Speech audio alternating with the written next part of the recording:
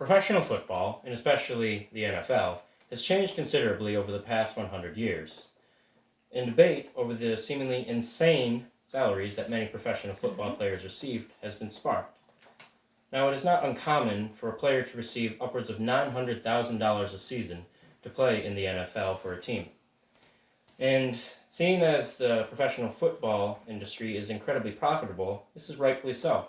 However, all of this did not happen very quickly, and football is not the same game that it used to be. Now, the first professionally paid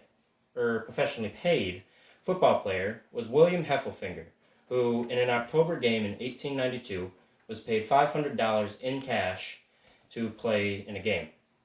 This was different from the way that many players were paid at the time, because they were actually rewarded by athletic clubs who were formed in the years following the Civil War, and they were rewarded with trophies and rings which could be pawned off for cash.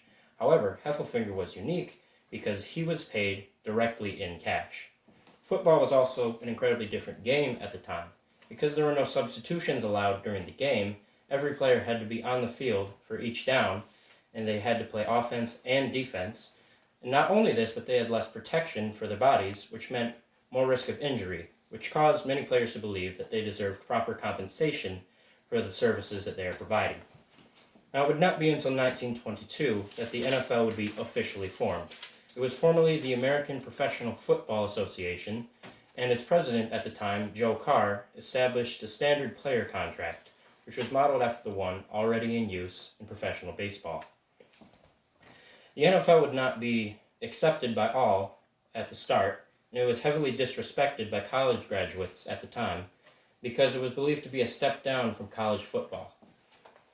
Now, the first draft that took place, the first NFL draft to be specific, took place in 1936, and only 24 out of the 81 players who were drafted actually signed with teams, and this was largely due in part to the low pay promises that they were given in their contracts from these teams.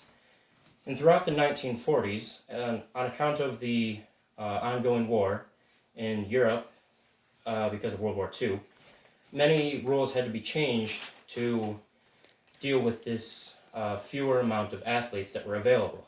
One of which would go on to change the landscape of football at the time, and that was allowing substitutions in the game.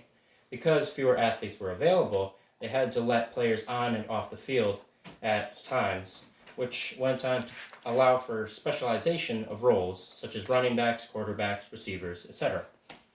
And the game of football would continue to change up until the 1970s, in which football overtook baseball as the most popular American sport. And it was at this time that the NFL became incredibly profitable through TV, advertising, merchandising, ticket sales, etc. And players began wanting better deals with their teams and better contracts. And this included minimum salaries for rookies and veterans. And this was granted to them in 1970. And these minimum salaries steadily rose throughout the 1970s, and they have continued to rise up until the way that the NFL is today.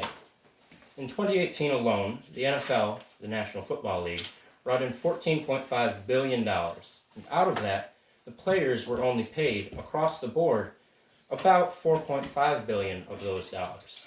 Now, players in these teams put in countless hours, both in season and off season, in conditioning and training, and improving themselves to be the best athletes that they can, which is a good justification for the paychecks that they receive. But not only this, each time that they step onto the field, or even step off of the field, they run the risk of critically injuring themselves, potentially ending their career. In conclusion, the game of football has changed quite a lot over the past 100 years, and the pay for these players has increased quite a lot as a result, and so it has changed with it. Things are very different, and now football is an extremely profitable industry. And while the salaries may look incredibly large, it's not without its justification, and it was not always like this. It took a lot of hard work from people of old to make football and the salaries of football players into the way that it is today.